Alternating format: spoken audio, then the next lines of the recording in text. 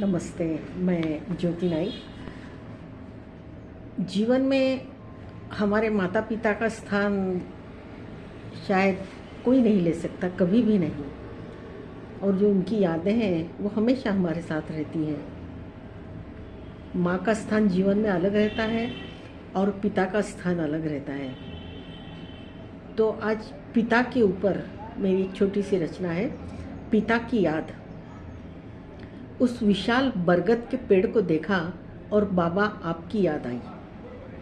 आप भी तो बिल्कुल वैसे ही थे, खामोशी से सब देखते रहते, अपनी भावनाओं को कोई महसूस करे इसका कभी किसी को मौका ही नहीं देते थे, केवल आई को छोड़कर, क्योंकि वो आपकी जीवन साथी थी। जैसे बरसात आंधी में बरगद सबको आश्रय देता है, खुद आहत होता है लेकिन दूसरों को बचाता है, ठीक वैसे ही तो आप भी थे। हर आजमाइश हंसते खेलते सहते रहते थे, लेकिन हमें उसके दर्द का एहसास तक नहीं होने देते। किसी भी गम में पूरा परिवार टूट जाता, पर आप खामोशी से हमें थाम खड़े रहते। आपके आंसू भी आपके जैसे ही कठोर थे, कभी पलकों के बाहर नहीं आते। शायद आपने आंसुओं को पीकर रोना सीख लिया था। आपके शब्द कठोर होते थे, शायद इसलिए कि उनकी कठोरता हमारे जीवन को सफल बनाएगी। कभी कभी हमें उन कठोर शब्दों के पीछे छुपी आपकी भावनाओं का एहसास होता था, लेकिन कम। आपके शब्द कठोर होते थे, लेकिन हमें जीवन में मार्गदर्शन करते थे।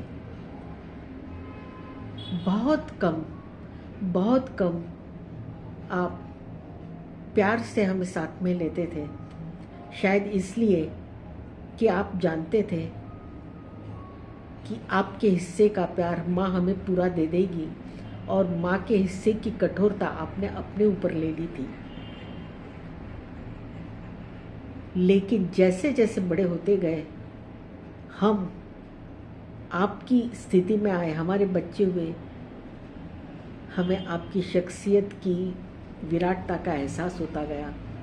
समझ में आया कि आपने हमारे लिए कितना कुछ खोया है, कितना कुछ संघर्ष किया है, लेकिन वो भी खामोशी से, बिना जताए, हंसते हंसते। हर दिन, हर पल जैसे हम बढ़ रहे हैं, हमें आपके नए नए पहलुओं का एहसास होने लगता था, जो उस वक्त नहीं था जब हम छोटे थे। आज जब आप हमारे बीच में नहीं हैं और उस विशाल बरगद के पेड़ को देखती हूँ, तो आपके होने के एहसास को महसूस करती हूँ। शायद बाबा उसमें भी आप हैं। धन्यवाद। है ना कि पिता बोलते कम हैं, लेकिन उनका पूरा ध्यान अपने परिवार के ऊपर, अपने परिवार के सदस्यों के ऊपर, अपने बच्चों पर रहता है। उनके लिए वो कुछ भी कर सकते हैं और करते हैं। इसीलिए शायद हमें ये एहसास होना चाहिए कि जब वो बूढ़े होंगे, तब जैसे उन्होंने हमारा ध्यान रखा, हमें भी उनका ध्यान रखना चाहिए, बिना किसी एहसान दिखाए, हंसते हुए। आपको मेरी रचना पसंद आई तो सब्सक्राइब कीजिएगा, कमेंट्स कीजिएगा, मुझे अच्छा लगेगा।